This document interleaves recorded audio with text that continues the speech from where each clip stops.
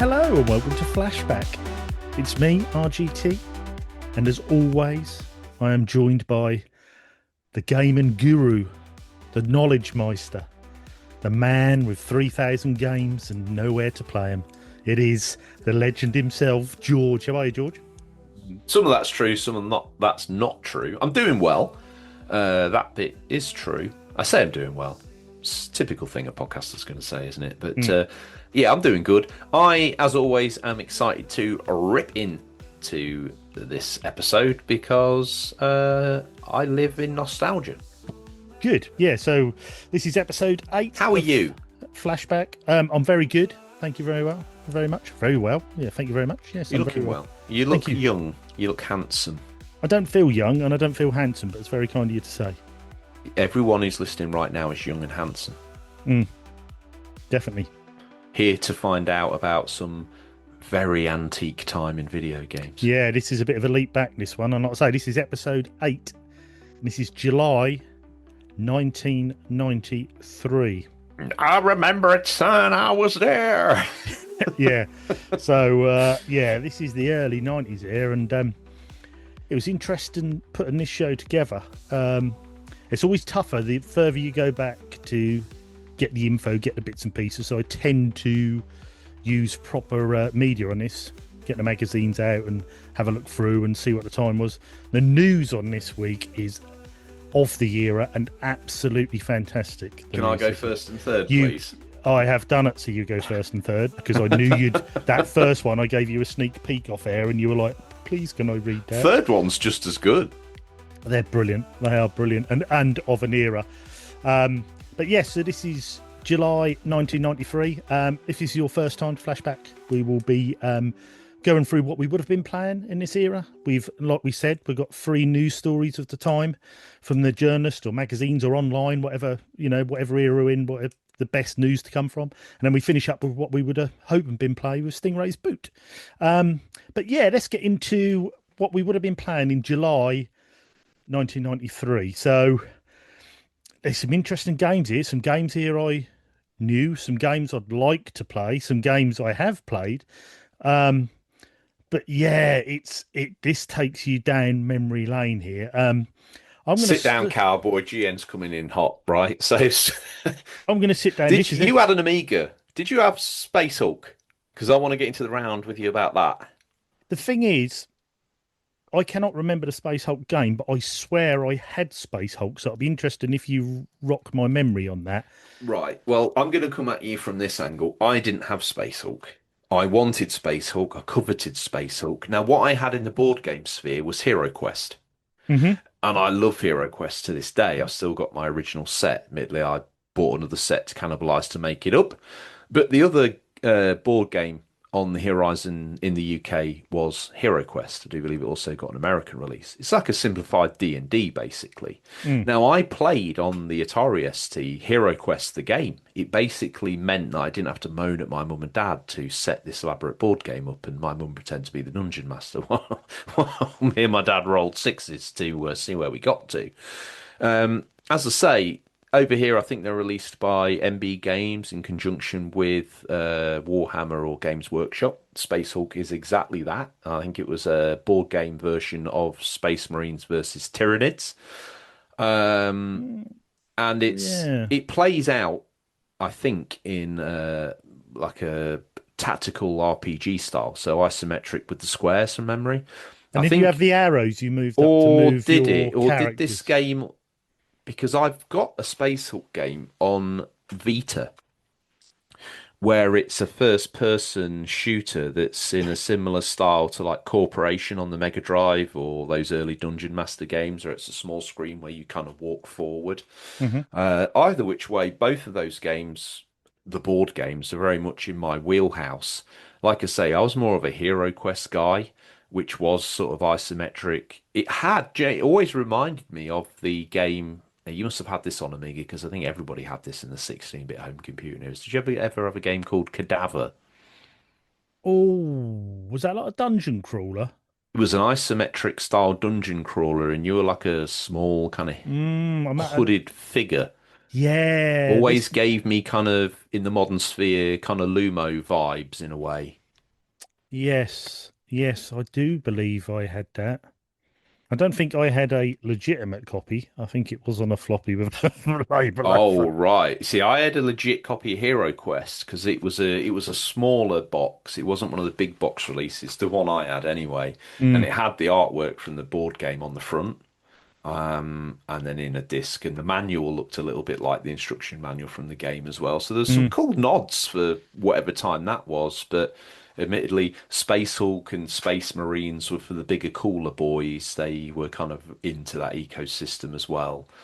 But like you say as well, that era of when you got, especially when you did get the big boxes.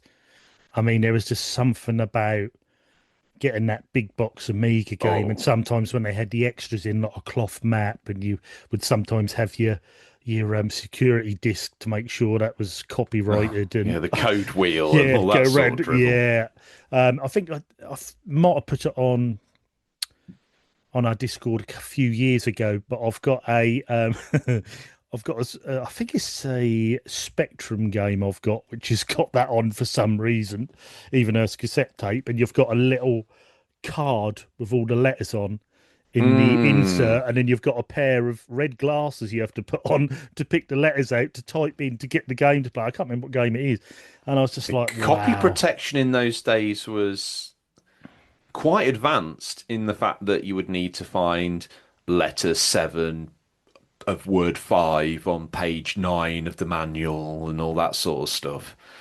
But it was so easily circumvented by the pirate scene that it didn't really matter how elaborate your anti-piracy thing was at the front. It, yeah, I think if you were into the ecosystem and you were kind of wanting to have nice games on the shelf or get the games at launch, and have something tangible. Like I always remember, I had a lot of pirate games on those 3.5 inch floppies. I did. There's absolutely no doubt about it. Yeah. But I did have a slew of big box games that I had bought with birthday money. The Microprose games are top of the tree in terms of Mm. the manual, the box, the slipcase. I had a copy of Monkey Island on the Atari ST that was always a nice box art. I had that It's one. a nice box one to have, Monkey I Island. had the Kicks version of Future Wars, is it that turn-based Mm, one where you start in an office as a window cleaner or something? I mm. remember that being quite poignant. I had a big box version of Epic, a star shooting game by Ocean. I had a big box version of RoboCop 3 that was really nice. I'd love to know where these are. I know I've got some of them, Mm. but I don't have all of them. I guess they were just things that I'd have just been at the time. It would have just been bin. Talking of like nostalgia, and you've taken me to a place where I can. I think the desk that I'm recorded on now was the sort of desk that I had my Atari ST on then, No way. Bloody which hell. is which is kind of nice. It's a battered old school desk that's found its way in here. Uh, all the very best recording equipment available for Flashback, part of UCP Productions. Mm. But I had a Super Nintendo, and the next game I'd really like to talk about is Super Star Wars: The Empire Strikes Back. Hmm. I was a big Star Wars nerd as a kid, had the Kenner toys, all that sort of stuff, and my first kind of proper brush with a Star Wars game was Super Star Wars, the original on Super Nintendo with all the Mode Mm. 7 goodness. Now that game was cool as all beans, but it was super nails to a young kid. Oh, it's brutal to me now, let alone then. Well, true, to be It's. fair, I dust it off on Vita every now and then because it's like the easiest way to flick it on, in an easy to play format. Mm. Bizarrely, it got a release on there. I don't know why, because none of the others did. Uh, and yeah, that first level alone will certainly reset your expectations about the fun you're going to have with the game within the first 10 seconds, probably. Mm. But, but, the Mode 7 level, in the land speeder in one, and then obviously the different aspects that you get to play in Super Empire Strikes Mm. Back. The way the game introed, which was a nod to the NES titles from lore past, but the way this one kind of announced it was going to be in stereo sound, and if you had the right setup, obviously you could enjoy that, and the way that the stills told the story, the way the levels kind of not tongue in cheek in a taking the Mickey kind of way, but within the framework of how a 16-bit platformer movie tie-in game worked back in the day. It certainly, Mm. it wasn't an absolute retreading of the movie. You were going to be shooting some random creatures that you'd never seen before, but all within the spirit of the game and moving forward. And then a boss that was normally tied to some form of thing from the movie.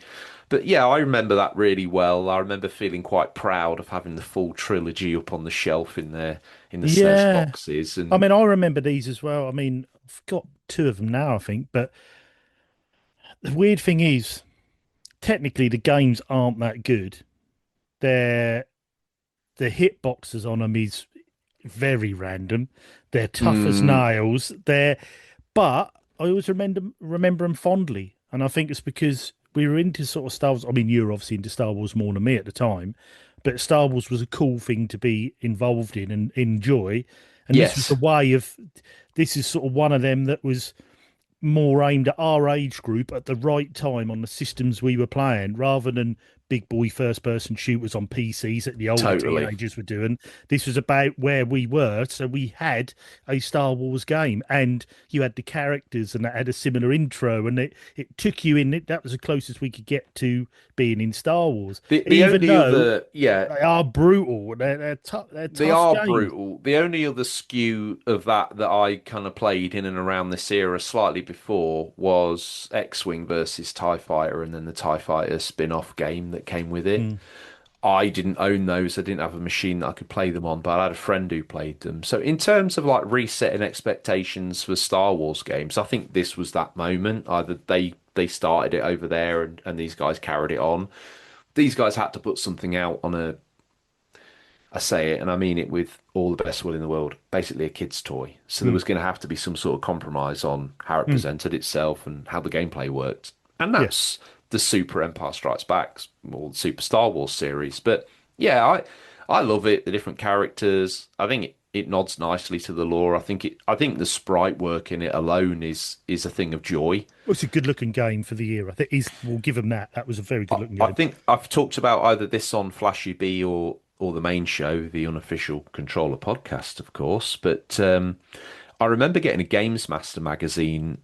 It was either a review or a guide where they'd literally took each screen that you move through and assembled the whole of the Jawa Sandcrawler in the magazine as one composite shot.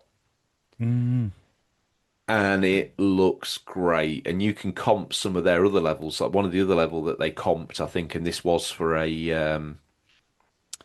guide, was the interior of the Sandcrawler. You know, you kind of go through and you dodge under and over the little flame bits and bobs, and that was all mm. laid out in this magazine, and Imagine if you get that nowadays as one print then and a put it in a picture. frame. Oh, that'd be awesome, wouldn't it? Absolutely, yeah. Some of those early issues of Games Master were absolutely on point. And again, Mm, we've talked about this before, but Games Media was in its absolute ascendancy, or maybe even at its critical mass at this yeah. point. There was a lot of published material.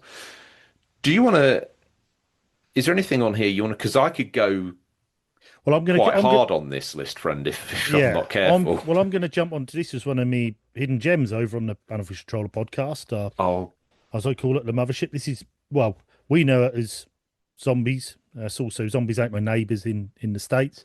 Um, Great game if you haven't played it. I know the second one was at Ghoul Patrol didn't go down as well, but yeah, I don't uh, know why. It's just the same game. yeah, I don't know why, I but think it probably came late in both of these 16-bit consoles' lives, so yeah, it made it look maybe a bit yeah, daft if you were but looking for a PlayStation.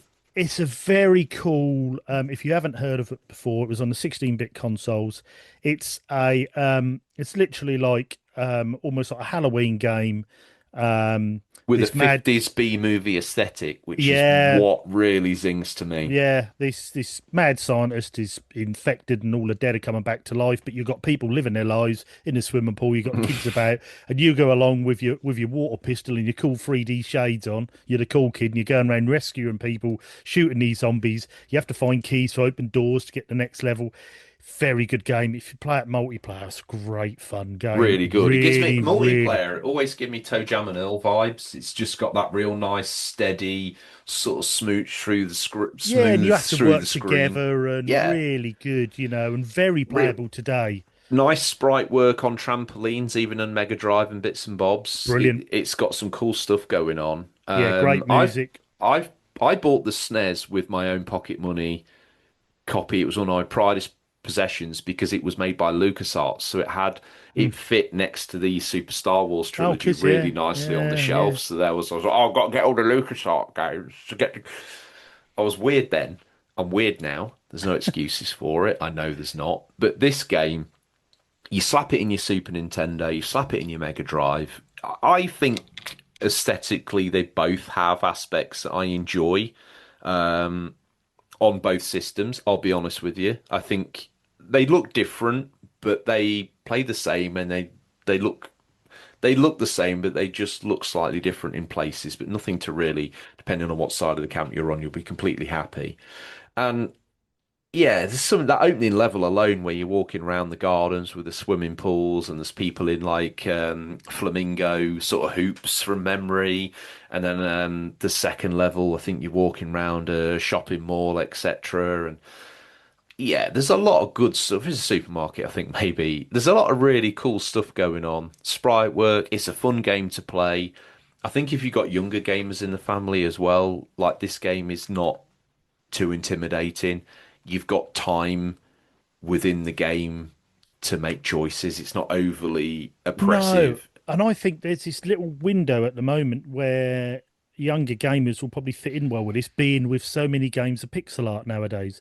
A lot Mm. of young people play Stardew Valley. Well, this is in the same aesthetic as Stardew Valley, so it doesn't Oh, feel like an old game. It plays like a modern game, well, Zombies. It one plays thing that very does this well. game a lot of favors is the sprites are actually big and chunky. They're Mm, not like small modern day pixel art sprites. These things are going to dominate, a big chunky screen, and they mm. look great. Yeah, oh, yeah, great. They set. I always liked when 16-bit games. I think the music's so important in 16-bit games and 8-bit because the tech wasn't there to give you like nowadays. If you're playing like a Dead Space remake, the atmospheres and the graphics. I know music's an important part, but you've got the drip and blood and the water and all the rest of it.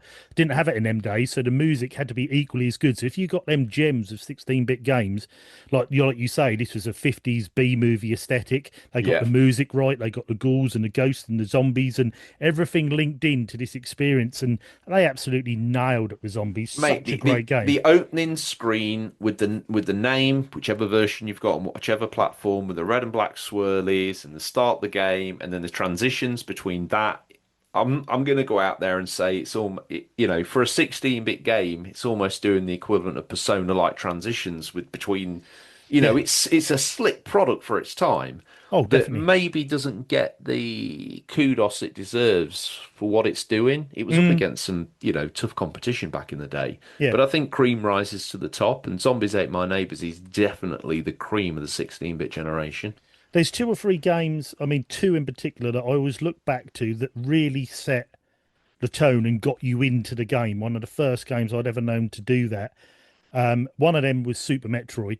You land on that Mm. planet, the rain, and there's music. You knew The you were bo isolated. the You knew you were video on your game own. box dude set the Yeah, tone. yeah. But as soon as you plug that game in, you think, oh, this is good for a 16-bit game. And Zombies Yes. is equally as good as that because this is the aesthetic they wanted and the sound and the game, and they just, everything works. Such a Yeah. great game. Another one I'm going to mention, I haven't played this.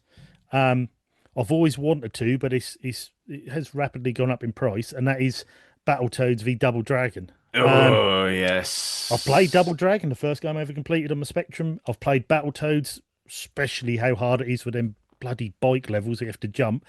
Because my mate's a big fan of Battletoads, but I've never played a Battletoads Double Dragon game. Mate, me Um, neither. But I tell you what, if you pick a magazine up from 1993, you're going to see an advert for this game. It was mm, everywhere. mm, Battletoads were, big in terms of the franchise looked good in magazines.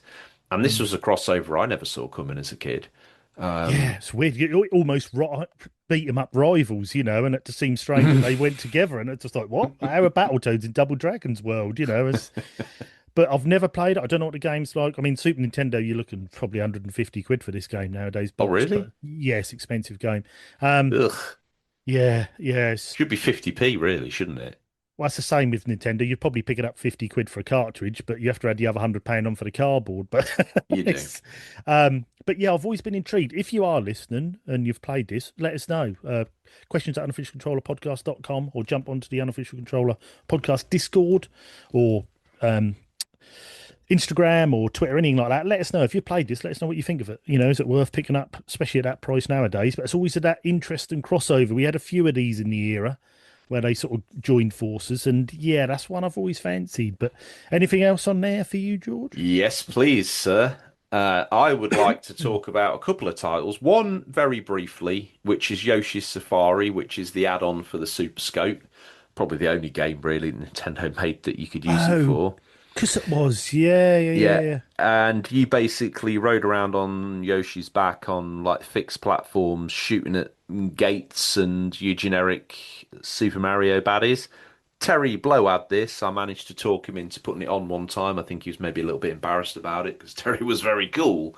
But I had a blast with it back in the day.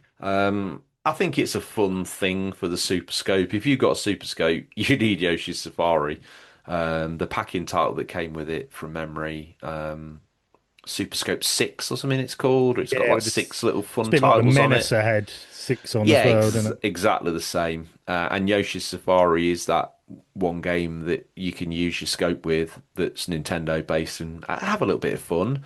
It's got some Mode 7 trickery going on, and it's quite unique that you're riding Yoshi's back in third person from memory. But Marley, Also, it makes me laugh as well. Sorry to jump in, but you got you played a Yoshi game with a rocket launcher on your shoulder. yeah, I don't know what the in-game description for it was. I think there probably was pictures of it there. I don't know whether it was Mario's love cannon or what, but it's in the UCP, George. Simmer it down. It's It's strange flashback. how they made that fit. And at one point, did anyone at Nintendo go, "Well, hold on, we're playing the cutesy Yoshi game with a rocket launcher on our shoulder. Yeah, well, Does don't this?" forget, you're Mario on a safari in Mario World, so you're basically just going to roll around shooting the local wildlife, aren't you? I think it's Mm, very much in keeping. And to keep that spirit going, he's shooting them with a bazooka RGT.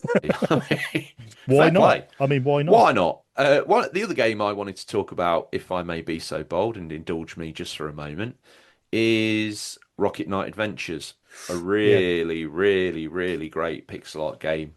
Mega Drive exclusive, this one, I think, from yeah. memory. I really want to And buy this, and I think I might have left it too late. I've got this, and I've also got the follow-up, Sparkster. Oh yeah, I forgot all about that. Might, if you want to get on, they're a little bit different game. Don't get me wrong. Similar, but no, I say that's wrong. Mechanics are slightly different in Sparkster, but very similar. I suppose if you want to get on board with this, maybe get that. But Rocket Knight Adventures is the true OG. A great looking game, doing some really great stuff with the Mega Drive. If you're in the Mega Drive ecosystem, I think you need this. I think from Yeah, memory, I've just RGT, is looked it it up. made It's by not just not it as made by expensive. Konami? I've got to think Think I as well. remember their name on the box. Uh, Really great, lovely game. Can't. It's a little tough, It's a 16-bit era. It's not Konami, maybe yeah. it's maybe not quite. Yeah, okay. And it's maybe not quite as horrific as Superstar was. It's certainly going to make your thumbs sweat a little bit. That's not as expensive as I thought. What, So Rocket Knight Adventures? yeah, How much would that set someone back in the year of 2026? loose cartridge £15. No, no, no, no, no. Um, complete in box £50. So If you want to know the God's honest truth, I think I bought it back in the day, not back in the day, but maybe sort of 2013. Probably bought that for about 12 quid. mm, yeah, yeah. But I'm sure that went up more than that. I'm sure that a lot of Mega Drive prices have stagnated a bit over the Oh, last couple of years. definitely. It's kind Mm. of a bit of a I love the Mega Drive, so I don't want to take anyone to take this the wrong way, but I think of all the systems, because Sega kind of obviously exited the market, kind of I think it's killed young aspiration to see what they're about. I can see some young lad having a Switch and looking at Switch Online and thinking, "Oh, I wonder what it'd be like to have the original console," and going out and getting a Nintendo, NES, SNES, N64, GameCube, something like that, maybe even a Wii. But it's another step beyond to go get the Black Assassin, the Mega Drive, the 16-bit, as you would call it, RGT, Back in the day, it was the high 16-bit. definition graphics system. Yeah. That probably looks a bit of an alien out there concept to a young kid out on the street wanting to get a bit of a retro, well, or intrigued in the antiquity of gaming, as they would see it. And also, I think young people who have Switches or Switch 2s will look back and think, oh, what else have Nintendo made? And go back.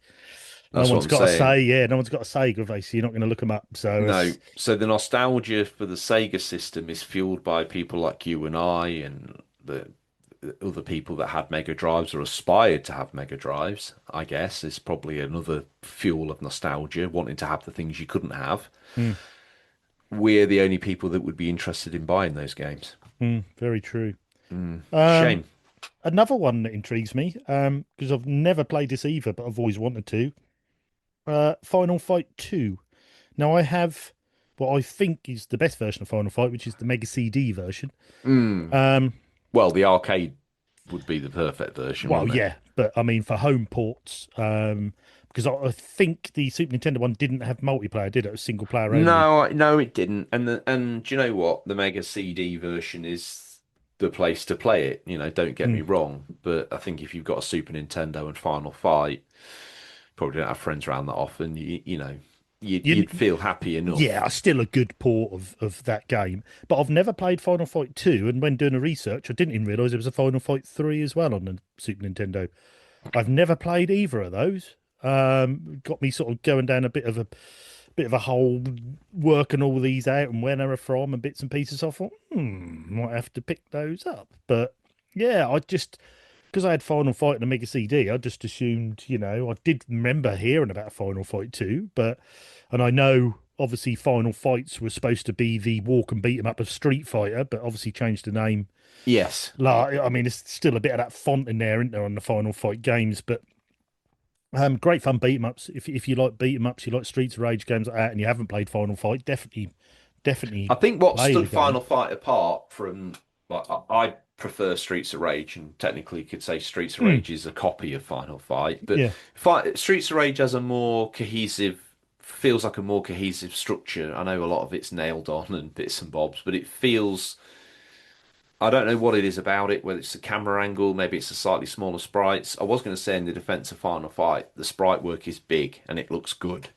It dominates a large portion of the screen, whereas Streets of Rage is slightly smaller in the sort of landscape of the shot more, Mm, which gives more freedom. But yeah, each to their own. There were certainly two big camps out there in the wild, weren't there? Final mm, Fight, sort of Mega or versus the Mega Drive Streets of Rage boys. mm.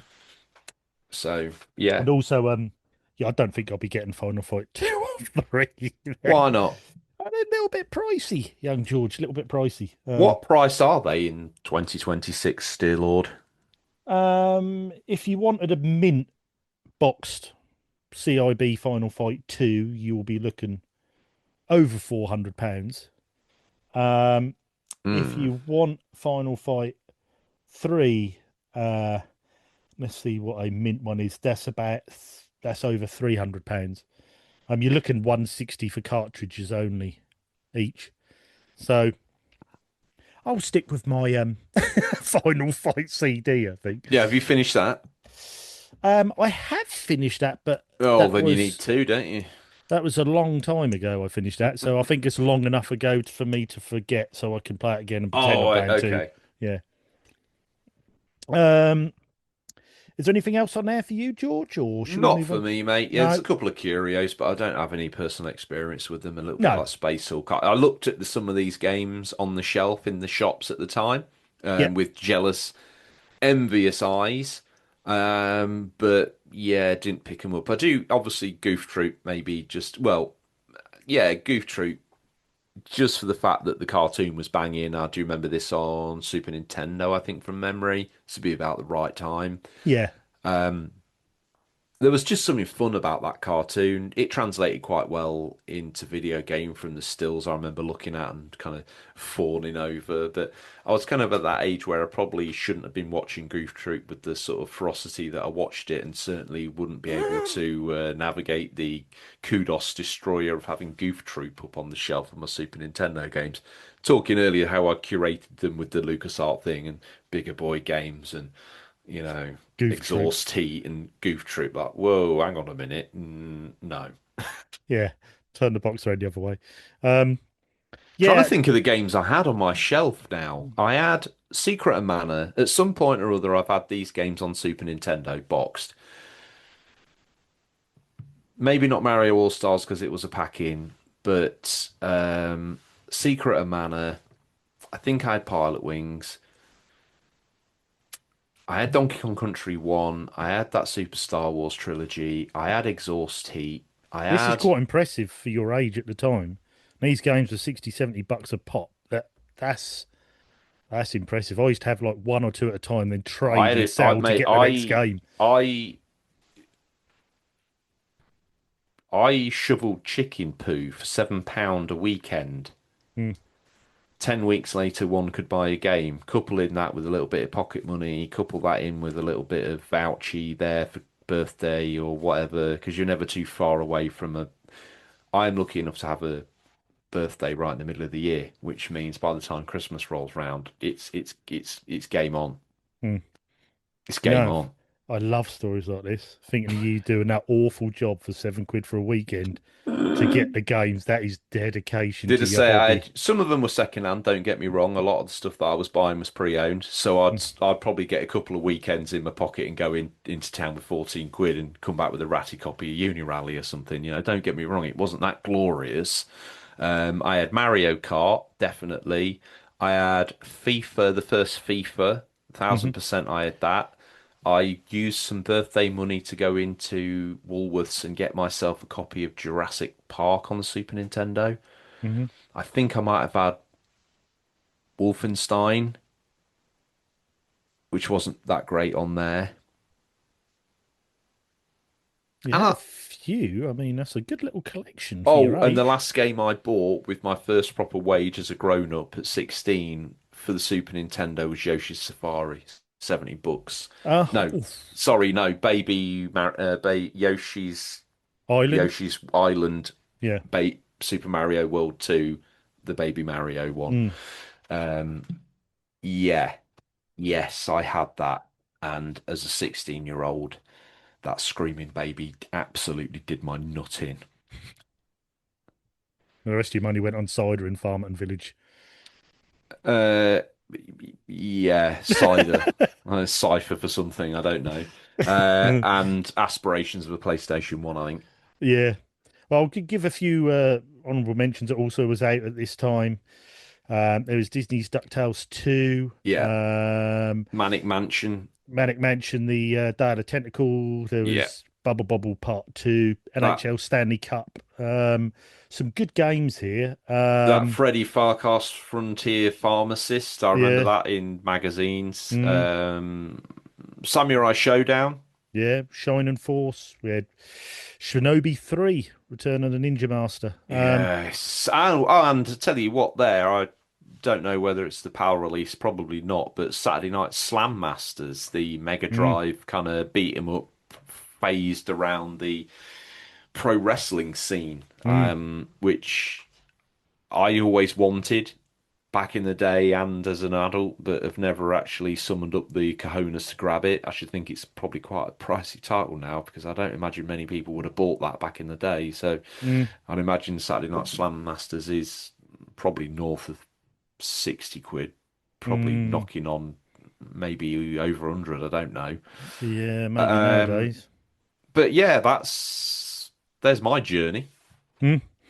Well, that takes us on to the news. We scoured the very darkest back pages of the game and mags and even delved deep into the interweb today, not then, to bring you what was the latest stories first up. Um, the all three of these stories are from Nintendo Zone magazine, Hmm. July 1993. So this is the one you wanted, George. Read away. Right. So first story up. Great big censored headline. Just going to make this slightly bigger RGT so I can get the whole article in one shot. Okay. After naughty old Sega's attempt to pervert our youth with porno filth such as Night Trap, there are moves afoot to draw up some self-censoring guidelines for software developers before the government gets shirty and changes the law. At the Mo, games are exempt from the Video Recordings Act and whatnot are submitted to the British Board of Film Classification. But there's a very real danger that with all the adverse publicity from Princess Di and Michael Bond and questions in the House and all, that this special status might go. If that happened, it could mean Mary Whitehouse having to play every platform romp to the end to check for gratuitous smut and lectures from digitised Simon Bates when you put the cart in. It could be Kafka-esque, nighty and no mistake. Hopefully, though, the software industry trying to put its own house in order, the lawmakers will cut us some slack. We'll have to wait and see how this affects the games themselves, but already Nintendo have scrapped their controversial CD game Super Mario Snuff, where a mustachioed chum goes bonkers in a girls' school with a grouting gun. Open brackets, this is a fib, Game Zone lawyers, close brackets, but they've also provided us with some guidelines. Now, these aren't my guidelines. These are the guidelines that Nintendo's own magazine proposes, or someone's proposing anyway. And they are the guidelines in full. These are as they're written. No derogatory references to the church, baby Jesus, Allah, Buddha, etc. No references to fags, and I must say here that this is 1993, so they're referring to the nicotine-filled cigarette, nothing else, may I add. So no references to fags, booze, drugs, blood, dismemberment, nudity in any form, obscene gestures, political statements, dirties, vomiting, defecation, flatulence, hell, Satan, and Thor Herd. This is definitely an article of its time. Yes, very much so. This is brilliant. And may I re-emphasize that we are trying to bring you a very real look at the gaming media of 1993, Hmm. and we are just presenting it to you as evidence. Yes, We are going to leave it there. yes. The thing I love about this is, as I said before, this is Nintendo Zone magazine, who soon as the Night Trap conspiracy all started kicking off, they're like, right, we need to get write an article against Sega on Yeah, this one. mate. You when you showed Pervert me our this youth with article, porno. Nintendo, obviously, this magazine is filled with what can only be described as the strongest fanboys that are a little bit butthurt at the edgy adult games that they wish they could play over on Sega's Mega CD add-on, Yeah. knowing that they're stuffed with the aforementioned, probably Yoshi's Island 1, and feeling a little bit mugged off with Crying Mario, and they look round the corner at Sega Zone, and that dude's like navigating a couple of chicks around a house. It's like, In FMV goodness. yeah, filth. Look at that filth. And I'll Mm, be honest with you, anyone who's played Night Trap knows that yes, it got slapped with an 18 rating, but for what reason on God's green earth, I do not know. I have no F idea. Worldwide media furore, I would say, more than actual content within the game. Mm, I would not describe it as porno filth. At most, I would say it was an edgy teen romp and probably slap a 12A, which a 12 rating, which existed at this time, which was made for mm, Bobby's favourite Michael Keaton Batman, mm, or a 15 at a maximum mm. push. And the thing is, they still hadn't caught on at this time. This was a bit like Mortal Kombat being in court. If you publicize it and you keep talking about it and you put it in the media, more people want to play it. Oh, let's look at it from my point of view. I had a Super Nintendo, therefore I was locked in the ecosystem of the games that were provided to me. do you not think I would pick up a magazine like this and be like, oh yeah, that might stitch up the magazine, boys, that might hold them back a bit. Maybe I might get a chance to see a game that I want. No, it's not going to happen like that, I'm afraid.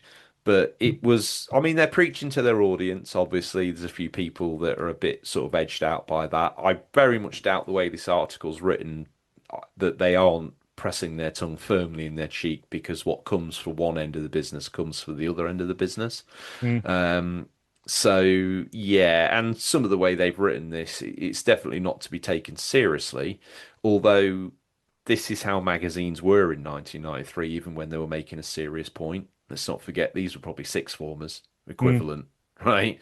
Chucking this out, giving it the big hoo-ha. So This reminds me of when you get, and I know this is a bit random, but this reminds me of recently my football team I support signed a player from our closest rivals, which didn't go down very well. So when it was announced he was signing, all on my football team's page was the other team saying, "Oh, you've got a terrible player.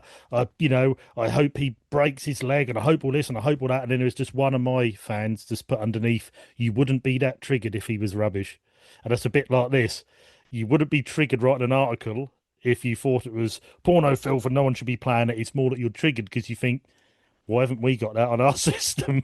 yeah, It's what it well, is. you know, And sadly that didn't come for the Super Nintendo. That became the PlayStation. So yeah, you could just imagine three of these journalists standing around saying, "Well, yeah, no, I wouldn't want to play that either. No, that's ridiculous. I mean, who wants games on CDs anyway?" Yeah, you're right there, Jeff. Yeah, who wants games on CDs? Yeah, I'm gonna write an article about it. Yeah, do it. Go on, low tell them. times, Jeff. I mean, Yeah, really. yeah, ridiculous. Who wants official, stereo sound music on there when we've got the, cartridge chip tunes and we got, the FX chip. We don't need a CD. Jeff, who wants to upgrade from tapes in their house so they can listen to the latest Lisa Stansfield CD on home stereo anyway? Who wants that, Jeff? I want it. I told you before, Jeff. CDs are a fad. They'll be gone this time next year. No one's going to use them. Well, they're not far off, are they? No,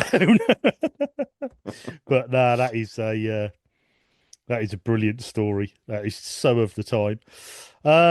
Next up, we have same again from Nintendo.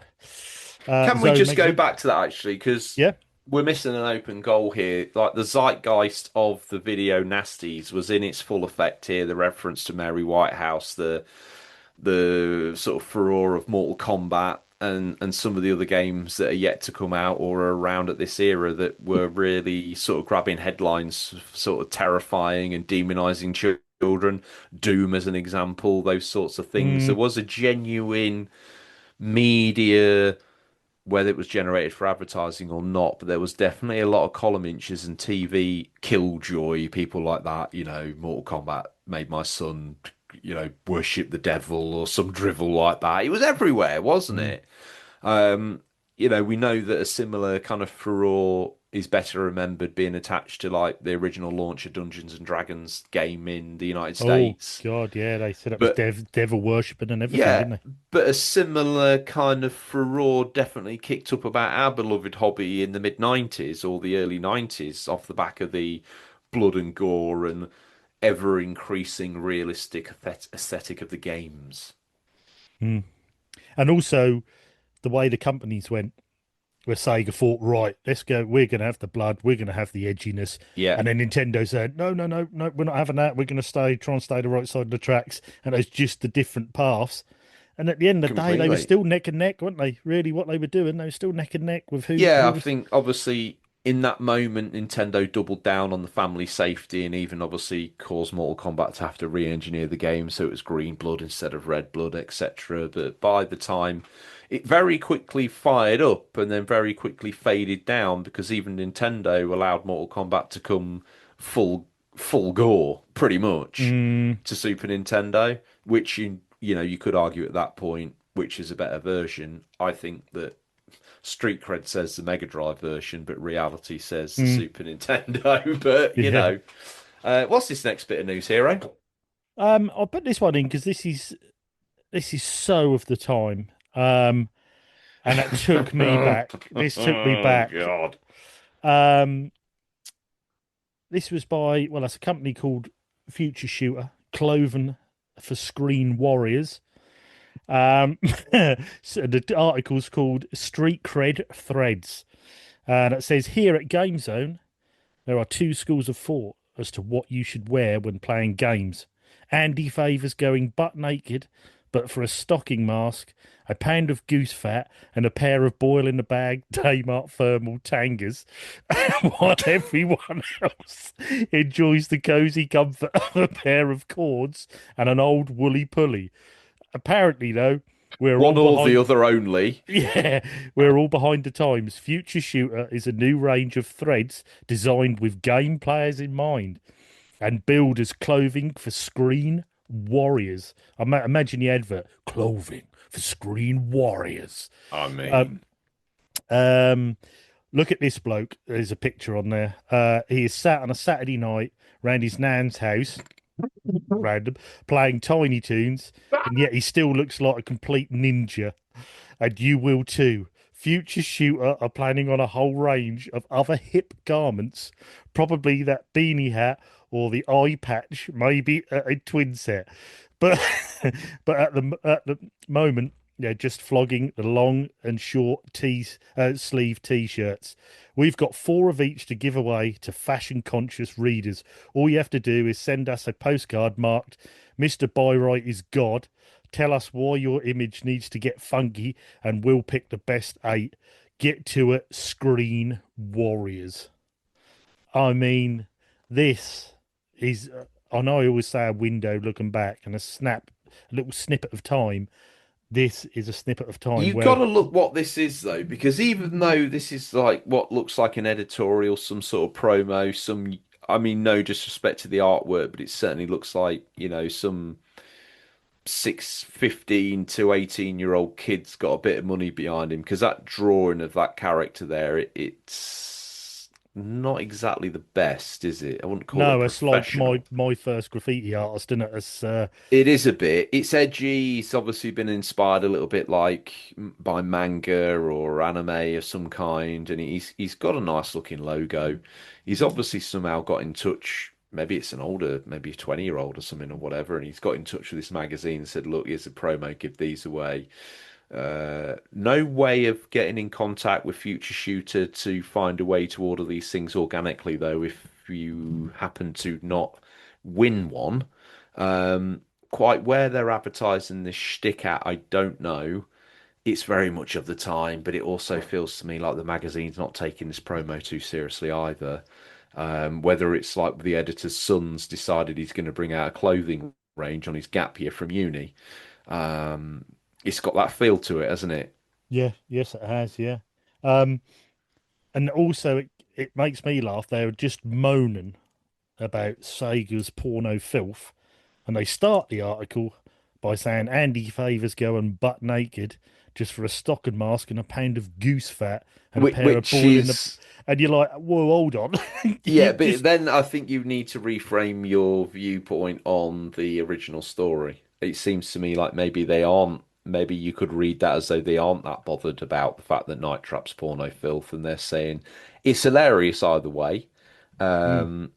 But yeah, who's wearing a hat with F stroke S on it to play a video game? Yeah, it's they're trying to link two things together there. I mean, I've tried looking up. And there's just literally, I think they were advertised in the odd manga magazine. They're in this Hmm. magazine, but I can't really find too much of anyone or pictures of anyone wearing future shooter clothing. Um, but it's also like what was cool at the time because the tagline is clothing for screen warriors. I mean, Yes, you were kind of like that. I but think you'd have this, loved that in the day. yeah, it's kind of pitched. It's kind of pitched a bit weird because this is pitched at younger lads, gamers, maybe your arcade warriors more. Future shooter. I don't know. He looks like he's holding a Space Marine bolt gun. Yeah, I mean, I think their image was that you'd have the kid in the arcade playing Final Fight with his FS beanie on, and a few other kids come in and go, "Oh, he means business." He's got a future shooter hat on. He's a screen warrior. We need to get some of this gear. And I suppose they thought that would circulate round gamers as, this meant you were a real gamer. Yeah. You didn't wear corduroys and a woolly jumper anymore. You wore future shooter because you're a screen warrior. It's Well, it's either you're going to wear in 1993 you got three choices as a gamer. You can either go all in on the future shooter gear, you can wear your aforementioned cords and woolly pulley, or it seems your only other option, the third option, is to go butt naked, bar a stocking mask, a pound of goose fat, and a pair of ball in the bag damn art thermal tangers. So I know this is weird, isn't it? But the thing is, as well, don't you think, right? The way this article is written, the way the artwork is, the company called Future Shooter Clothing for Screen Warriors, this is a Sega magazine written all over it. So I find it quite weird having a Nintendo magazine. It seems quite against their sort of family-friendly yeah, but it's Mario not an official Yoshi. Nintendo magazine, is it? No, I don't think it is.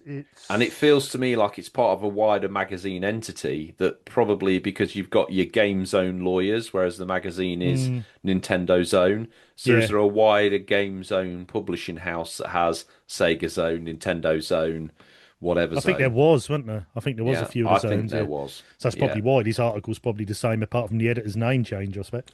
maybe. Yeah, Maybe they didn't even bother with that. maybe we'll have to look into that. But what's this last one then, George? I put this in for you because this would have been, and I wouldn't surprise me if you've got one of these. Let's clarify before we go in. I don't, but I do have first-hand experience of one. Did you have one? No, But you have played on one. kind of watched one be used. Oh, right. I've never held or had one. I was so tempted to buy one, but I'd never use it. I'd be doing it for just a curio. But in the day, I've got I some. wanted one of Oh, these. I've got some. We can talk about this. So let's get it out there for the listeners. So Paddington author slams barcode battler. And I have to say, I read this article off there, and it did make me giggle. Michael Bond, creator of Paddington Bear, has spoken out in the Sunday Times against Tommy's barcode battler, branding the toy sinister. Apparently, there's a growing body of teachers, authors, and TV cops who are anxious about the scenes of panic buying witnessed in Japan when a desirable barcode was discovered. Rumour has it at least one supermarket over here is preparing to cash in by sticking additional codes on some products tailored for the game. Andrea Pound, top shrink at the Royal London Hospital, I'm glad she probably gave her name to this, believes the game is a threat to families. It makes children see their parents simply as providers of goods, she shrieked. Open brackets, so what's your point, editor, close brackets. We're a bit perplexed because gameplay wise, the battler's on a par with programming the video. Still, we're not ones to jump on the bandwagon, but we would like to point out the barcode on our cover gives you a well-oiled super weapon, though. Um, let's start off if listeners, maybe some of the younger listeners aren't au fair, or maybe some people just weren't checked into the zeitgeist at the time. The Barcode Battler was this strange looking machine, came in a Mm. box that looked like it had a kind of robot with red eyes overbearing this piece of black plastic, which was itself at the same time. And you basically got this little reader out and scanned barcodes in it. Now, the Barcode Battler had gained this notorious must-have title as the magazine describes the scenes in Japan pouring out were of kids going crazy to get the Barcode Battler, buying all these different soups and canned goods to get the barcode that was the ultimate barcode. Now, I do believe the ultimate barcode ended up being on a pack of noodles or something ridiculous, but either which way, I'm sure that's a story for another day. My experience with the Barcode Battler was that my friend Martin, who you've met, his parents owned a shop. So the Barcode Battler was his ultimate toy. Now, I don't think anybody else ended up with a Barcode Battler, but Martin had a shop at his disposal and a flurry of barcodes. They even rented videos from Martin's shop, so he probably even had those barcodes. There was milk, bread, every chocolate bar you could imagine, every sweet confectionery, chicken, all the meats, all of it. Central Stores, which was his parents' sort of, mom and pop central, general outlayer of goods in village, a few over from mine. Um, there was everything in these stores back in the day. And so this was his perfect foil. It didn't really take over here the way it took over in any other market. I just don't So think can I it clarify? really The gripped. Barcode Battler had a game on it, and then when you scanned barcodes, it gave you extra weapons and armor and stuff. I believe it. My memory is hazy, and as I say, I didn't have one. I think each individual barcode represented a different kind of warrior. Right. So Okay. certain foodstuffs or certain barcodes produce different stats on different characters. Like I say, the ultimate barcode, I do, but the ultimate barcode, whatever you want to call it, ended up being on a pack of nudes, some bizarre pack of noodles or something like that. And it was like quite the sought after, food stuff for a while. Not for the food inside it, but just for the Yeah. for the kids to get the barcode on the back. Because when I was a kid, I wanted one because it was sort of sold over here as a bit hazy as to what you could do with it. But It was very hazy. I was under the impression I begged my mum and dad to get me a barcode battler because I thought I'd never have to buy a game again. I thought every item you scanned on a barcode gave you a brand new game to play on your barcode. Uh, But I thought this, oh, I'll have thousands of games. I could just scan whatever's in the I pantry. think it more that you had like a selection of barcodes in your pocket and you put those in, you scan those into the battler with an opponent to fight your barcodes off to determine which was the better one. I do believe that's how it played. Right. I Okay. think it was, if anything, it was a red sort of LCD dotted screen maximum. Yeah, it was just a little LCD screen, wasn't it? More like sort of And Tiger handheld, wasn't it? And basically, yeah, Tomy were like the masters of what I would say smoke and mirrors as well. A lot of Tomy's technology from that day was clockwork bits happening in the background to make it look like electronic yeah, like goodness. when you had your 3D glasses and it was just the LED sort of. And Tomy had the Street Racer. Tomy had quite a Mm, few early kind of games that weren't games that were really more just, dressed up as a console, but not quite.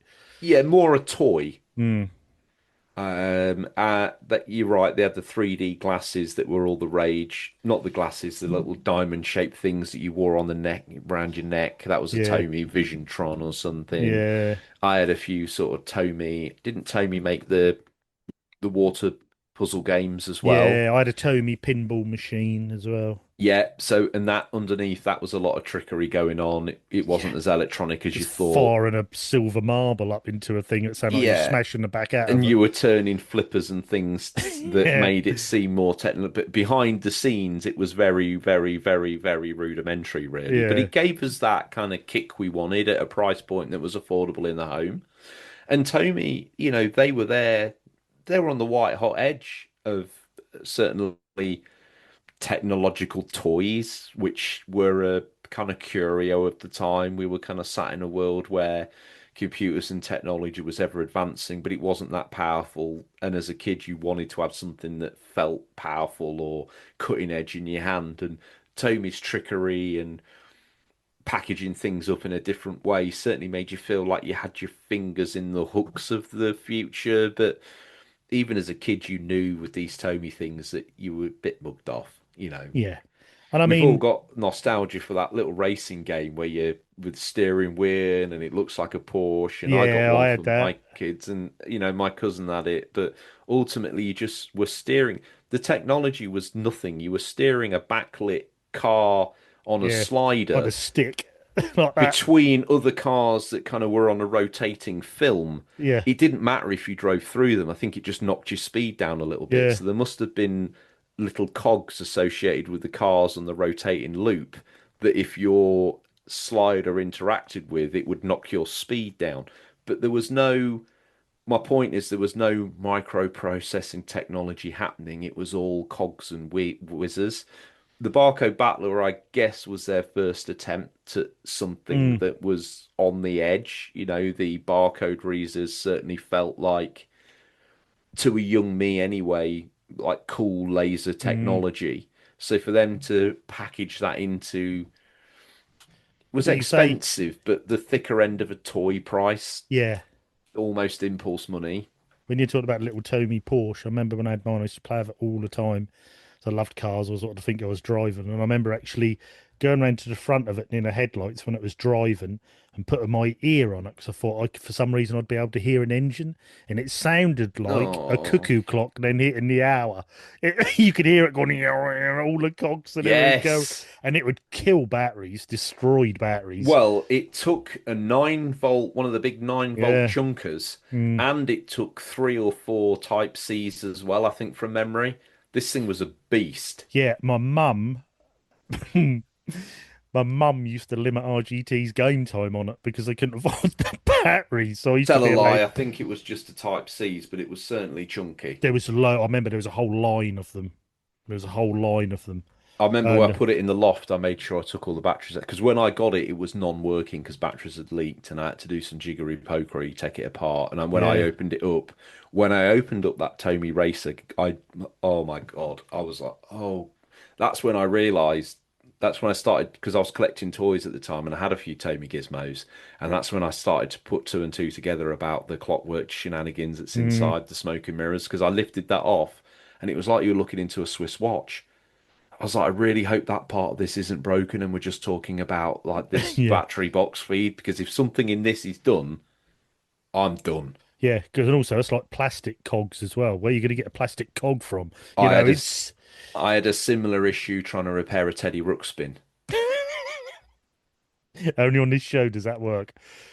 Exactly. Yeah. Yeah. But going back to the article, this thing here where it says Andrea Pound, a top shrink at the London Royal London Like I, Hospital, believes the game is a threat to families. She quote says it makes children see their parents simply as providers of goods. She shrieked. Now I'm thinking one, Andrea Pound doesn't exist, and two, journalistic license has made this up. I don't think there probably was an Andrea Pound working at the at the Royal London Hospital, and I can imagine them sitting around. What name should we give her? What name should we give her? Come think of a name. Think of a name. We'll go Andrea. That sounds quite, intelligent. And you just think you googling it, yeah, you I'm intrigued. because in the day there was a lot of journalistic license, and it just seems a random statement to make. And they've actually got in contact with Royal London Hospital to find out what she thinks of a barcode battler. Mm, sounds a bit unrealistic to me. So I've got something here from the Camden New Journal. It says daughter of clinical psychologist tells how Andrea Pound comforted little. I'm not going to go into the whole article, but the first paragraph is 2 months ago. Andrea's breathing became heavy as she went to Royal Free Hospital. So obviously, where she got better, only a week later she began to feel ill. So it's not looking great for Andrea Pound right now, but confirmation that she was the top psychologist at the Royal London Hospital. So therefore, I would argue gave the soundbite. Now, whether she gave this directly to Game Zone or whether it was just a generic in another magazine that Or they've co-opted. they hassled and phoned up the hospital and said, "Can someone give us a quote? Someone give us a quote. What do you want a quote about? Come on, we'll start. Barcode battler. You have to go in and scan all these things." Oh, probably didn't understand it and said, "Well, that sounds ridiculous. That's just going to make kids want to, see their parents as providers." And that was it. You can imagine that. Do kids not see their parents as providers? Exactly. It's just a random thing to say. Yeah, I think it's completely out of context. Now, don't forget, as I've said a couple of yeah, times on Flashback, these guys were technically, you could argue, journalists. yeah, and pretty lawless at the time as well. Pretty lawless, yeah. This level of print media was under no scrutiny other than their own editors. Because And if your own editor is in your same maelstrom that you are, mm, where you're not taking life too seriously and you're playing Mega Drive, Super Nintendo games mm, 4 out of 8 hours of your working day, this is what yeah, you're gonna get. yeah, and also I would imagine there was probably if this had been an actual proper conversation, sitting down explaining to Andrea Pound, there probably would have been a nice paragraph explaining what she thought of the barcode battler, not just one sentence that they've obviously caressed out of a phone call that she probably didn't understand what she was In talking about. some way, it's kind of hear me out. In some way, you could argue it's highbrow journalism that's been redressed in a way for the target audience of the teenage reader, the angsty teenage reader they Mm, thought they were maybe speaking to. So top shrink Andrea, like if you we're talking Game Zone magazine, Nintendo Zone magazine. Andrea Pround, top child psychologist at the Royal London Hospital. We sat down for a brief chat with her, read our 4-page expose on what she thinks about games' effects on children's mental health. Yeah. Boom, dead article. More likely, inside screenshots of, latest Mario game or Mortal Kombat game, plus some token garbage about Barcode Battler. Mm. And also, I think there was probably a wider part to this, and they thought, this doesn't really fit in here. Grab a bit, grab a bit. She's probably said it maybe could make children see their parents as simply a provider of goods, but they've just snipped that bit out. That'll do, a treat. Yeah, barcode battle, you're going down. In a way, as we said before, there's possibly another thing here where is the rise of the barcode battler and the domination of kids' time in Japan seen as a threat by the video game magazine community who could Mm, see their magazine falling prey as barcode battler becomes like the ultimate zeitgeist, as it kind of seems it is in Japan. Maybe we should talk this down a bit. yeah, and also, I think they've also thought as well, it's getting very popular. How can we sell a magazine? Well, just tell a lie that the barcode on this magazine has got. Yeah, or do you know what? Maybe I don't know because I haven't seen the physical copy you've got. Maybe they put Barcode Battle News on the front, Mm, and this is their ode to uh the £3.50 you had to spend to get this magazine in your mum's shopping trolley. yeah, there isn't. I'm just checking the magazine now. There's nothing on the front, but I'd be tempted to scan that barcode. See if it was. That'd be interesting. If you could get a list. Yeah, it'd be Oh, it won't interesting. be. Well, get But yourself a Barcode Battler and report back next episode. they're still quite cheap to buy, I think. I don't think they're expensive. So. I think that really sings when I've sort of flirted with the idea when I was collecting toys and sort of flirting with nostalgia. I thought, oh, maybe a Barcode Battler. And I think Gotham Games, who we interviewed when they were still open, we interviewed in the early days of the Unofficial Controller podcast. Mm, I'm sure he had a Barcode Battler on the shelf for the longest time, and it stayed there for the mm. longest time. And I think when the shop closed, it might have still been there. It's literally just a bit of a curio you're going to have on the It's shelf. it's Tommy Someone will Tap. ask you about it and just say, "Oh, what's that Tommy thing up there?" You say, "Oh, well, that was a barcode battle." It's a talking point. That's about it, it. it, in this day and age, it's nothing more than gamer objet d'art. Mm, yeah, yeah. But yeah, well, I think that wraps up our news. I hope you enjoyed them articles from July 1993. Hope you weren't offended by any of the references in there, but it was of the time, and we've read it as it is from naughty, naughty Sega, who's perverting the teenagers at the time, to the teenagers that are wearing street cred threads because they are screen warriors, all the way through to the Paddington author jumping in on the barcode battler because it's To yeah. Oh, to and to it's free. phrase this up with British 90s chewed, all three of those articles could have been written by Nam Rude from Bad Influence. Nam Rude. What was his name in anagram of? It was, Doorman. that's it. Yeah, yeah. Because he end up being in Emmerdale or something as well, didn't he? I believe. Yeah, Namrud was an actor. I can't remember his Mm. name. Quite well to do from the Manchester scene where Bad Influence was filmed with Violet Berlin and Andy Crane.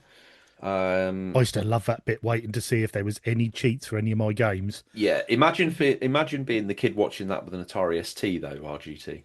Mm. Bless you. Um, There's one episode where they mention Atari ST, but it's a game I didn't have. they did mention on another episode, but it was all about the music capabilities of it, which It you was. probably They would. went into it, Yeah. yeah, which gave me a little bit of like kudos, not kudos, but I kind of went in with my shoulders back a bit the next day at school. But ultimately, knowing that the writing was on the wall for the Atari ST, really. Yeah, well, when you think Norman Cook, aka Fatboy Slim, done nearly all his albums on an Atari ST, I even would when say a even when that was lot. well out of date, he still uses one. He's still got one in his studio. Yeah, Um, I think Prodigy mm, Experience, Jilted Generation, most definitely Atari ST, maybe some elements of the Atari ST's mini functionality on Fat of the Land. I would say most of the music you were dancing to at Dreamscape had probably been push through an Atari ST at Yeah. some point in You look time. back at some of the old top of the pops, you had like Orbital there on there with an Atari ST, and Alternate there on there with an Atari Well, ST, and apart from Terry Blow and Stephen Pratt's house, the only other place I saw an Atari ST was in the lab area of the music room at school, where they had an Atari ST FM, I think it was, plugged into mm, a synth of some kind in like a mini recording studio. all because they just put that MIDI port on the back. What a Yeah, difference that made. basically. Yeah. What a Game difference that made. changer. Yeah, absolute. Yeah, what a, I bet whoever put that on the back, I bet they thank their lucky stars he did. Well, it was But always the sort of fight in the school ground between the Atari ST and the Amiga boys. Now, the Atari ST had MIDI, but it didn't use any of that functionality in the games. no, So, no. although the Atari ST boys like me and Terry Blow were like, yeah, you ain't got MIDI though, Terry Blow would often say, well, they're using this to make albums. The Amiga music was by far better. Mm, mm, Even yeah. though I think the Amiga did actually have what one version of the Amiga did actually have some MIDI port I think functionality to it, yeah, I think or some of the bigger 1200 or something. yeah, I think the 1200 because they went sort of more. They had that special ACA chip in, didn't they, for graphics? And they also, I think they thought, hang on, we can really corner the market now if we put a MIDI port on. But I think a lot of people by that time had gone over to PCs for their music and bits and pieces. Yeah, or So the ST was just doing such a bang up job, but it had already been yeah, bought. yeah, people were still making albums on that 20 years after its release. So it's Yeah, it's obviously a very very usable system. I think it Um, just laid that kind of the bare bones of the on-screen editing like we'd never really had before. I mean, yeah, to you or me, we'd have spent probably 3 months trying to make a 10-second jingle, but I'm sure Norman Cook presses F12 and Shift F2 and it's suddenly he's got a song. mm, I do like as well. There's a couple of DJs. I know Ravi from Retro Hour podcast, and his name escapes me. He's a DJ as well. He goes all around the country playing, and they play with Amigas as the decks. Mm. And they mix with Amigas and they do all their demo stuff and mix and their albums and a lot of their stuff are released on vinyl and not so much Ravi, but the other guy. And they even DJ with Game Boys as well, have the chip Yeah, tunes set in. It's very, very impressive. Do you ever yeah. check it out on Chip YouTube? tunes and what's the other one called where it's called something bending, like chip bending or Mm, something, where mm, they kind of like stretch out they've somehow soldered a rotary dial on top of the yeah. Mega Drive's MIDI like FM chip, and they're literally squeezing the very last vestiges of life out of it. I mean, if Yeah, you ever, I can't remember the guy's name now. Who does the Amiga? He's one of the biggest in the country. He does it. He's a games programmer as well. He's done a few ports of games. I think he got the MSX version of like Metal Gear and got it onto another system. And he's very, very good at his music as well. And when you hear the music, you're thinking, oh, well, this is just like a acid house DJ doing music. And then when you actually watch the video, he's got two Amiga 500 or two Amiga 1200s there with a mixer, and he's mixing between the screens. That's impressive to watch. you just reminded me in the kind of maybe 2012, 2014 when I was trying to pick up like DVDs that I wanted to collect and Mega Drive games and bits and bobs. I got friendly with the CEX Lincoln staff. They've all changed now. There's maybe a face in there I recognise from the old days, but there was this lad in there called Declan Ackroyd, who was an artist. I think he maybe still is an artist, and he was into that chip bending to make images on the screen, which you would print as art. Yeah, And to me, like an archivist of retro equipment, to be friendly with a man who took said same equipment and just dry soldered sort of switches and dials on to make the screen glitch and break. It was a strange relationship, I have to admit. Like, look at this. This is well cool, and I'm like, it is cool, but what the hell? why would you do that? I don't know. I remember taking him. He got his art on display in a museum in Birmingham, I think, from memory. I remember Oh he couldn't wow. drive, so I remember taking him there. It was quite a heady day, to be fair. Quite good fun, but yeah, there's certainly a vibrant scene for destroying our beloved retro gaming machines in the name of art, which, yeah. I've remembered the DJ's name as Hoffman. If you look up Hoffman, Oh, he does. wow. Yeah, he does. He's done he's a developer as well. and writes games for old systems, Amigas and bits and pieces. But also, yeah, he's DJ'd. He's been on Retro Man Cave, which is now Retro Collective. He's been on there and DJ'd there at the museum and bits and pieces. But very interesting to watch, and seeing this old tech being used in a modern way, I think it's absolutely brilliant. But yeah, that was our news. I hope that was good, and like I say, gave you a little look back at And Andrea um, Pound is a real person, an hundred Thomas. pounds a real person. Probably not her full quote there, but when you called me Thomas, I felt I was in trouble then. Um, but Got to it's call now, his own name and poo yeah, his own pants. it's now time for what we affectionately call Stingray's Boot. What's nestled between some counterfeit nappies and a dodgy copy for for Endor is some of the new releases for August slash and a little bit of September 1993. I've had a little bit of September because it wasn't a lot being released, but I am having everything out this boot. there's a little bit of Star Wars goodness in there for you, fella. Oh, so much. Mm. Games I had, games I aspired to own, games that dominated magazines back in the day. What am I doing? Well, first of all, we need to see how you're seeing Stingray. And Spring you, oh, stop, wow, wow, mate. yeah, exactly. Spring stop. Whoa. I'll tell you why I'm seeing the Ray. He's jumped out the car, looking fresh. He's got a hat on with FS on the front, so he's obviously the guy behind Future Shooter clothing. I have to admit, I thought it had a little bit of a hint of the Ray to it. So he's wearing the aforementioned Future Shooter hat, but he's wearing a Global Hypercolor t-shirt that's got a Ooh. little bit manky under his armpits. Oh, yeah, that did give away that a bit, the old He's hyper wearing colours. a couple of pieces of aluminous climbing cord tied a knot around his arms. So he's got a green, a pink, and an orange. It's a vibe that's very 1993 and didn't exist outside of that ecosystem. He's wearing some baggy jeans and what look like Reebok pumps. His son, who is but a glint in his eye at this moment, but is very real in front of me, he's dressed as Cyril Sneer from the Raccoons. Cyril Sneer. Wow. What intro music that had. Fantastic. And outro music. Run Brilliant. with us. You got We got everything you everything you need. need. What a song. Run with us. We are free. Well, for me, um, Wayne's got out of the car first. Oh, Um, really? and I tell you what, he's peroxide dyed his hair.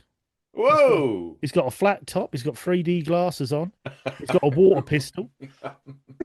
Yeah, Mm. he's looking very cool. So he's rocking the old zombies ain't my neighbours. Whoa, wow, Stingray. Jeez, Stingray's got out. I mean, he's had a perm. He's permed a mullet, and he's looking like the lead role of Night Trap here. Oh, I wow. don't know where you got that dress, Stingray, but that's might be a bit small. That's short. Giving a lot away and a short. I'm intrigued by this night trap because I did think you were going to say he sprung out the car covered in goose fat, wearing a stocking over his head and a pair of thermal tangers. I wish I had done. Imagine that article. My God. Um, but right, I'm gonna pick a couple. I'm gonna let you pick a couple, George. Go on, what you going with? Because you're gonna struggle to pick anything out of this, I think. Right, okay, just to let everybody know what's in the boot this week. Okay, so this is Or why don't why we pick two each, and then we'll read out all the others afterwards. So pick your two. Come on, you can do it, son. Let's see what you got. 2 seconds, good sir, because I am also looking in his DVD section. Well, that seems like a no-brainer to me. So, God, mate, I've, I've got a few of these, and there's some on here that are just absolutely banging. It's actually quite a hard choice. So, for nostalgia purposes, because this would have been around the time that I picked up my Super Nintendo. So it would have been this Christmas. We've got, I believe anyway, because we've got Super Mario All Stars coming out, and that was the pack that I had. Hmm. Um, and also, not for nostalgia, but because I've bought this as an adult after aspiring to own it, and it is actually pretty good. Oh no, it's not what I thought. No, I don't want that. So I shall pick. I'm going to take Jurassic Park Sega Genesis version. Hmm. As a Nintendo owner, I had what I considered to be the better game, but I did look at the Mega Drive boys, Sega Genesis boys version of Jurassic Park with the T-Rex at the beginning saying Sega with your pretty much, to my eyes, photorealistic looking Dr. Alan Grant and photorealistic raptor running around the levels. This was the game to own. Mm. Yep. So I I'm going to go with one because I've always fancied excuse me, fancied playing it. I don't think it's the best of games, but I know it's a very, very pretty game to look at, and that's Soccer Kid. Ah, that's one of the ones I wanted to talk about because this was Hmm. on every magazine in 1993. Every time you finish reading one article, you turn the magazine over and there's a Soccer Kid advert. Yeah, Every other page. yeah, yeah. And this was like an attempt at football come platformer where you would use your ball as a weapon. The only thing is you had to then go and retrieve your ball after you kicked it. And but they had that almost 70s, 80s England aesthetic to the Yes, this was a banging game. yeah, with the with the sort of the towns and the brickworks in the background and everything. And it looked really good. And I've always fancied having a go at that. Although I know it's not It, you know, rated the best game, but it's intriguing as to how much they put into the I graphics I and bits. believe we in the episode where we had Mike Rouse on, aka Retro Gamer Boy, aka the man who invented PlayStation Home, aka the man who invented PlayStation Trophies. If you're interested in that, go dig through the UCP unofficial controller podcast back catalogue and find a Mike Rouse episode. I think he did a trilogy of episodes with us.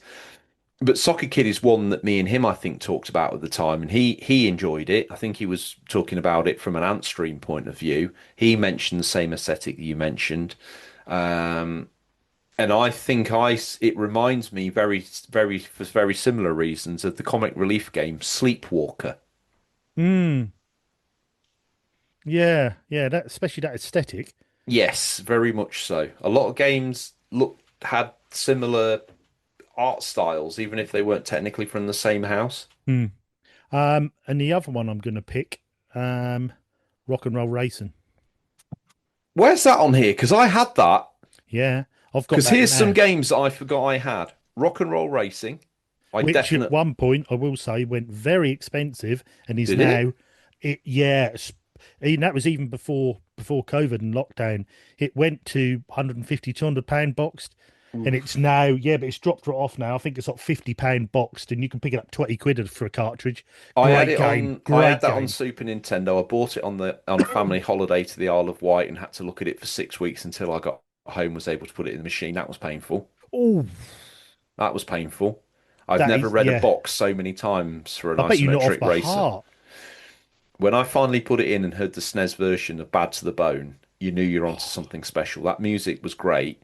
I've more recently bought it during my Mega Drive collecting phase. Hmm. The chip tunes are not even close. Bad to the Bone, more like Bad to the Moan on Mega Drive. Yeah, and I don't think the Mega Drive version's even as playable as the Super Nintendo one. You could pick It's that up for less than £10 if you look it carefully for is a it's cartridge. playable, but it's sort of and it is close to the Super Nintendo version, but it is starting to go down the routes of the Street Racer debacle, where it was one game on the PlayStation, one game on the SNES, one game on the Yeah, Mega Drive, one game on the Game Boy. It was it had edges of that to it. But I it think was playable, but it was not as no, tight as the Super and I Nintendo think version. with the Super Nintendo Rock and Roll Racing as well. I can't quote for the Mega Drive one because I've never played it, but we've gone back to it and played it many times since. But I think for my memory in the day, I had a friend who had this, and he put it in. That was the first time I'd learnt of upgrading a vehicle. And that Mm. was very addictive for the first time to get a bigger engine and a better weapon and I suddenly thought, hang on, this I've never seen upgrading cars I before. didn't This know is about this extra page, you little snake. well, ain't my fault you ain't fingered down enough. There's a bit more there. Um, Oh, you dog. well, we'll do some other mentions. There was Star Wars Arcade was out. Yeah, Wing Commander Wing Commander Academy. Academy, Legend of Zelda: Link's Awakening. Again, another game I had. Yeah. There Mick and was Mac, the McDonald's tie-in game. Mick and Mac as the Global Gladiators needs a mm, shout. yeah, I got that. Got it on the NES, I believe. I think it's on the NES. I think that's made by the guy Dave Perry, not to be confused with the UK game journalist Dave Perry. I think it was one of his fledgling games before he did I Aladdin think you're and then right. did Yeah. Earthworm Jim Yeah. from memory. Also, Again, this is all from memory. If I've got it wrong, please feel free to put me right in every single way possible. had like Top Gear 2, quite a popular racing game at the time. Star Trek: The Next Generation, if that's the Holobyte Spectra Holobyte game for the Super Nintendo, I actually had that as well. I have to confess, I did. Also, we've got a game here which my mate has. He has got a very small Mega Drive collection. He just wanted to get the games he played in a day, and Mutant League Football is one of those. Oh, I thought you were going to say Gunstar Heroes. No, no, he loved his Mutant League Football, which I do believe they're remaking, I believe. Mutant League Football, you can get like is Blood Bowl basically. Yeah, well, yeah, sort of. I think Blood Yeah, Bell's it a bit is. more tactical in it, where this is more this is like a violent speedball, basically. More violent speedball. I was going to say, hang on a minute. Yeah, more violent, I should say. I mean, I remember playing this, and then you see the first one when you actually you're playing on a space pitch, and a meteor hits and blows your guy running with the ball to bits, and his arms and legs are everywhere. You're like, what? This is awesome. Mate, we need to do an RT2 episode where we can talk about Speedball too. Oh my goodness. Because they also done Mutant League Hockey as well, didn't they? Yeah, they did. Quick note on Gunstar Heroes. If you want to get that in an affordable way, it's part of a four pack that's actually very affordable on Mega Drive, or it was. Yes. Don't go getting the full copy of Gunstar Heroes if you No. genuinely want to play it. If you want an investment piece, go get it. Yeah. If you want to play it, get the four pack. I think bizarrely it's like packed in with some really weird games. And the fact this was pushing the Mega Drive allegedly and was a 60, was it like a 60? It was like a big cart Gunstar It was a Heroes. big cart, and even then, I mean, when there was a lot going on, you got some slowdown. I remember that and Yeah. R-Type was the first two times I'd seen slowdown or knew what it was. So I kept thinking, oh, is this game meant to do that? Or you get the chug and you suddenly think, oh, actually, I think there's a lot going on here for more. And Gunsire's got a lot going on, so the fact they were able to then squeeze that into a multi-cart pack is unreal to me. Yeah, but yeah, there's some interesting games out there. What movie are you going for? It's obviously going to have to be a VHS because it's 1993. I'm going to take home a cam copy VHS of The Fugitive starring Harrison Ford. I do believe that came Great out in choice. 1993. Great choice. Him and Tommy Lee Jones in a movie remake of an American TV series by the same name. I do believe the film pays off really well. Actually, in the series, if anybody knows anything about wrestling, they'll know that Mick Foley has a special move, or Mankind has a special move called the Mandible Claw, and that has its roots in because the guy who plays the fugitive is a medical doctor. Hmm. He's escaping, and in the series, he knew that the weakest most nerve-ridden part of the body was the fleshy piece under the tongue. So if you inserted two fingers under the tongue and then gripped with your thumb underneath, it was like this paralyzing pain like you've never experienced before. Great wrestling move. Great history of that story tied into a movie, tied into a TV show from the 60s, I believe. No, wait. See, that's what I said last week. This is why you're here. Because I remember these. Let's face it, I've probably misremembered every single story I've told today. I mean, you could have made up and just completely lied, but it Terry sounds Blow good. probably had a menacer. Mm. Yeah, yeah, definitely. He Or a real didn't. rocket launcher. Yeah, he probably. And then Oh, Terry you've probably blown the did. Terry up. No, telly up, Terry. Telly Terry. Terry Um, Waite. oh. Um, moving on, I am going to pick Groundhog Day as my 1993 movie. Loved this movie. That come out in 93. Yeah, Did it yeah. really? Hmm. Yeah. Wow. you're second guessing me now. If I'm wrong, just Questions at unofficial control yeah, photos.com. because you're no doubting me now. Was that Well, 83? mate, did The Fugitive to come out in 93? Who knows? I'm guessing. But a great film and very close to how I feel with my work at the moment. But um, What, the You Sit by Flashy B? To be honest, Groundhog Day is an absolute banger. If I'm ever feeling a bit down, it's a great go-to movie. mm, yeah, it was 93. Sorry, yeah. So Wow, we were spoiled for choice. yeah, great film. If you haven't seen that, it's very well worth a watch with Bill Murray. Absolutely brilliant. Um, Another banging episode, by the way, RGT. Enjoyed that. That's nice Yeah. when we go really back. I mean, there's probably a few of our listeners who that's probably a bit beyond them, but this gives you a little look To back be at what fair, we were mate, doing at this time, what we were I'm playing. reaching because although I was in my teens, for argument's sake, it feels like another life in a way. Yeah, yeah, definitely. Because and the thing I like as well is when I'm researching this and finding these games so many times, it's like, no way, I had that. I forgot about that, especially with the obscure Amiga stuff and bits. You Oh know, yeah. it's, and then I'll Google a clip and then you'll hear the music from it or the sounds of the game, and you're like, "Oh my god!" And that just takes you back. Yes. Absolutely brilliant. Yep. So yeah, really, really enjoyed that. Not to say it's an early one. I mean, it's not. I think we've done 92, so it's our second earliest one we've done. But hope you enjoyed that. I'm campaigning for an 80s episode. You want me to do an 80s one?